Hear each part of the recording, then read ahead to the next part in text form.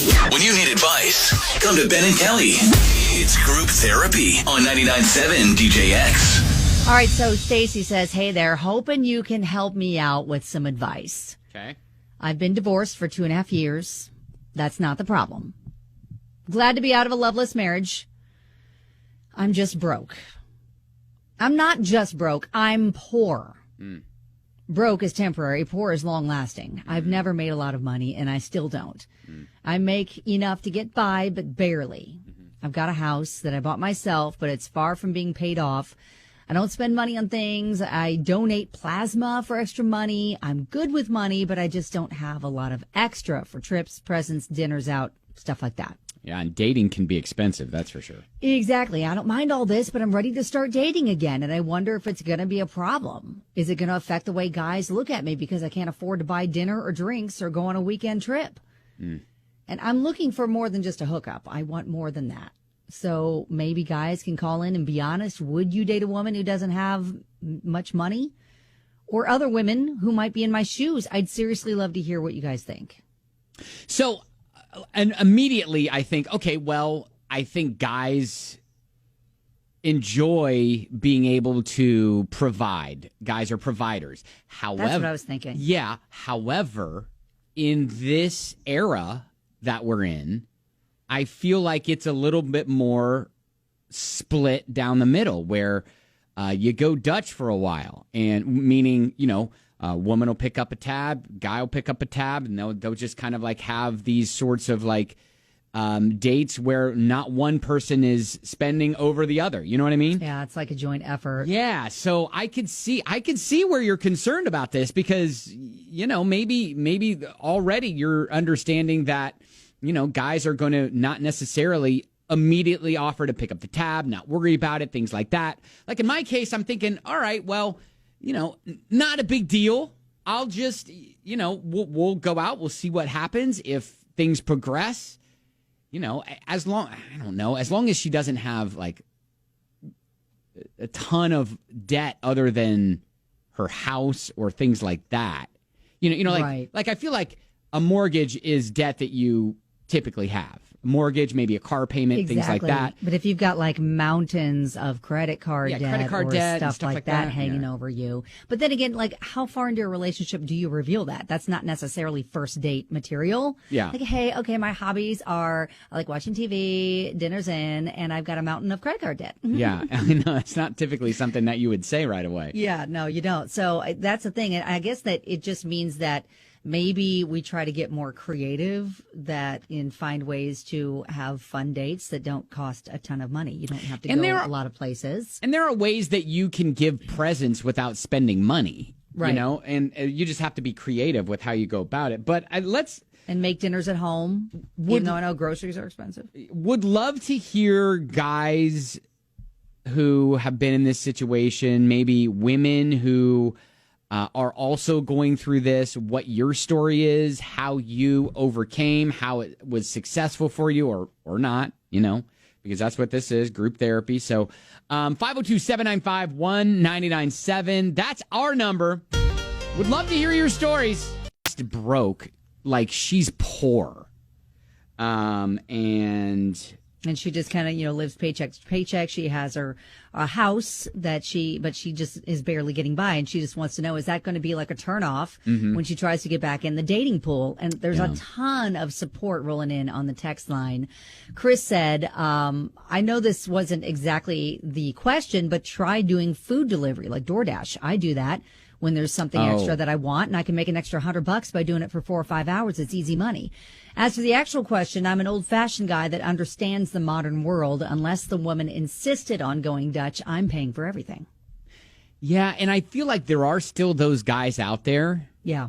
But you just have to, and that's one of those things where it's like on the first couple dates where you're like, I can't really afford to go out to this steak dinner if we're going Dutch. Like, how do you say that? Like, if you're gonna buy me a steak, then I'll go eat. But Yeah, I think that's something when you're making plans with someone that you try to, you're honest with them at that point. Jessica says, I'm afraid this is going to sound bad. I don't mean for it to. But does she have any motivation to try to get a better job and make more money at any point? I think guys wouldn't care too much, but a lot of them find that kind of motivation attractive. Yeah. And if they knew that you went through a divorce and were working towards making a better life for yourself, I think it would be much less of an issue. Yeah, I was going to say, if you're grinding, obviously you are grinding. You're keeping things afloat. You just don't have a lot of extra money, as you said, to do all the extra stuff. Right. So go out and do trips and big fancy dinners and stuff. Becky said, I feel there are some people that's not going to matter to. My husband didn't have a lot of money when he and I started dating. And actually, even now, he's the stay-at-home dad and I work. I feel like there's some people out there that won't care. If you guys are vibing, it'll work out. Yeah, Michael says, it doesn't seem like you're the materialistic type looking for a sugar daddy. So that's a big plus. Yes. The important part is that if you're financially stable and happy where you are now, however, a big red flag is if you're not happy with your income, why aren't you improving it? Man, that is easy to just say. Yeah, it is easier said than done. Yeah, for sure. Yeah, just go get another job. Yeah, okay, yeah, that's easy to say. It's a little bit harder in maybe in real life than it is just to. But maybe the DoorDash thing is a really good suggestion because it's like whenever you can find time to do it, right? Megan said, when I met my fiance, I was a single mom, paid all my own bills. I was poor. I couldn't afford to go out to dinner or to sporting events or to concerts, and he didn't care. He paid for all the dates. We're 2 years in, and he's still paying. Okay. Sweet. Good job. Find yourself a man like Megan's. All right. All right. Well, hey, I don't know. Are we helping her?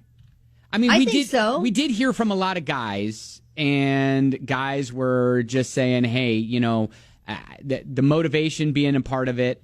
Right. If you're tired of kind of feeling like you're stuck living in this life of I'm just going to be barely getting by, then maybe you examine, all right, what are some other careers I can maybe look at or other avenues that I can look to supplement my income. I know a lot of people, try to get into, selling things online, and you can do that from home on the side. There are a lot of, I think, side hustles that maybe she could look into that she could fit into her already, busy work life schedule that could maybe pad the bank account a little bit. I think there are some other options if she is upset about it. Mike brings up an interesting point.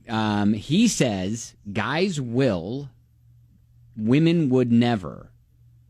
And I'm assuming he means guys will be okay if the woman makes less money. Women will never. But women are less forgiving about it. So is there a double standard there with like if the guy's poor, the guy's broke, women going out with him?